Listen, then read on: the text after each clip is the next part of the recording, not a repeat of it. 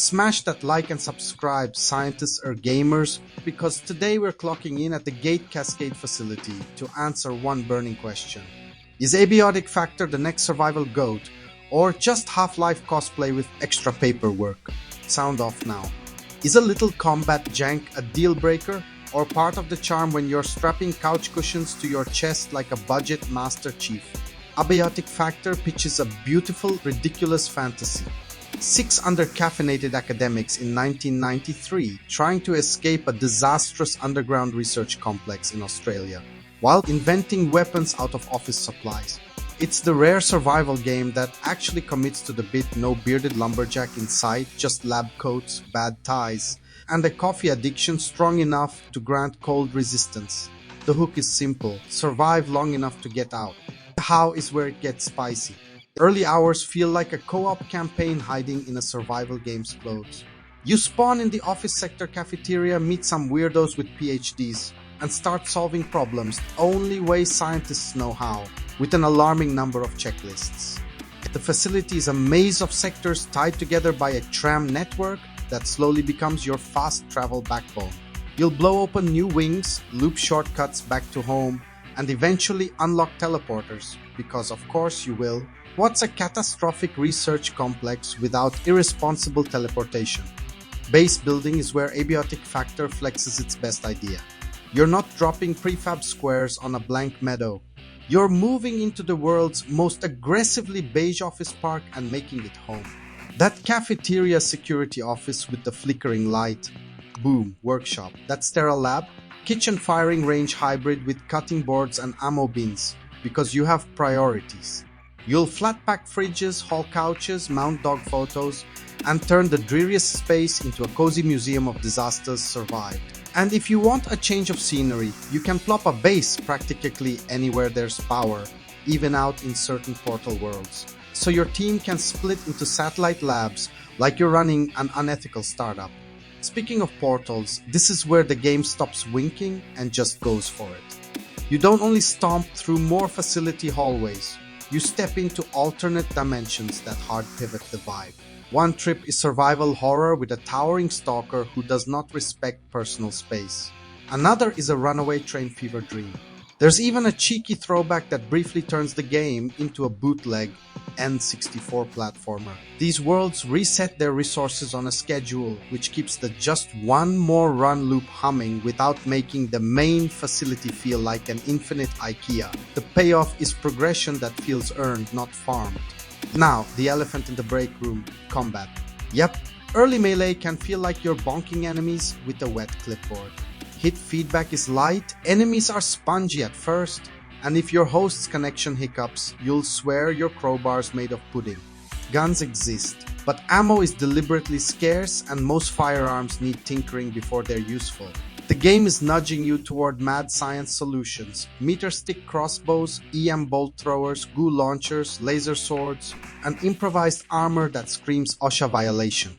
The crafting idea minigame, assembling the concept of a device before you can build it, lands as a cute vibe setter that some will love and others will write off as busy work. I'm torn. It sells the fantasy of brainstorming on a whiteboard, but it rarely pushes back in a meaningful way. Where Abiotic Factor absolutely sends it is systems. Fatigue pauses if you sit on your couch like the responsible adult you never are in other games. Coffee grants buffs. Sleep is a timing game. Even bathroom breaks are a mechanic. And it works because the perks and debuffs ripple through your routine. You'll plan expeditions around dinnertime soup buffs, crash on a cot because someone picked narcoleptic at character creation, and sling porta stoves into backpacks because your team's chef refuses to eat vending machine chips for the third night in a row. Toss in nightly power downs around 9 p.m, roaming security bots, and occasional portal storms invading your base. And suddenly your safe cafeteria feels like a place you protect and live in, not just a chest room with pretensions. Progression leans into you are what you do. Sprint to level cardio, sneak to boost stealth, lug desks for strength gains like a janky CrossFit montage. Traits are the secret sauce. You take positives, you take negatives, and those quirks actually shape your runs.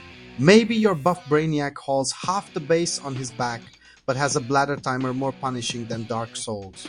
Maybe your buddy's narcolepsy turns rolling office chairs into survival gear. That mix of meaningful perks and goofy consequences gives Co-op Squad's personality without forcing anyone into rigid classes. Story-wise, it's linear enough to keep you pointed forward, but open enough to let you solve problems your way. Objectives can blur together, another machine to fix, another widget to craft, but the places you go and the tools you invent keep it from feeling samey. The finale added for 1.0 lands and mid to late game upgrades like enhancement benches smooth out the power curve so you feel clever, not merely grinding. Let's talk presentation. The vibe is unmistakably Half-Life coded corridors, resonance cascades, scientists who should not be left unsupervised, but it never tips into parody. The voice acting is very indie, which will either charm you or make you wince depending on your tolerance for. We asked our friends to read lines. Personally, it grew on me.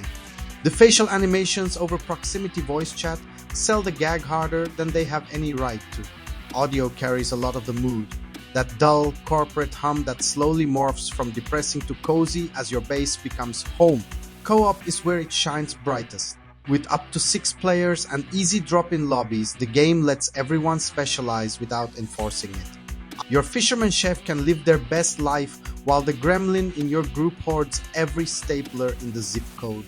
Splitting tasks, staging supply runs, defending against base raids, it all clicks in the we're a team of underqualified geniuses, way that few survival games manage.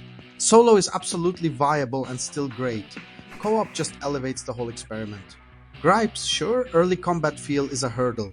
The idea system could use more teeth. Inventory on controller is fine rather than great. And if you hate timers tied to bodily functions, prepare for discourse. But every time I wanted to nitpick, the game handed me a new toy, a new Portal twist, or a dumb emergent story I couldn't stop talking about. That's the mark of something special. Verdict from Veteran Game.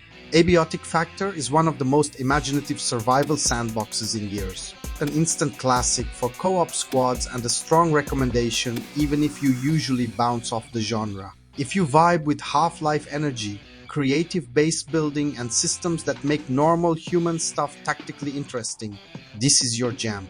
If you need razor-tight FPS combat from minute 1, you'll grumble, but you might still end up building a laser sword next to a fridge full of soup photos and forgetting you were mad.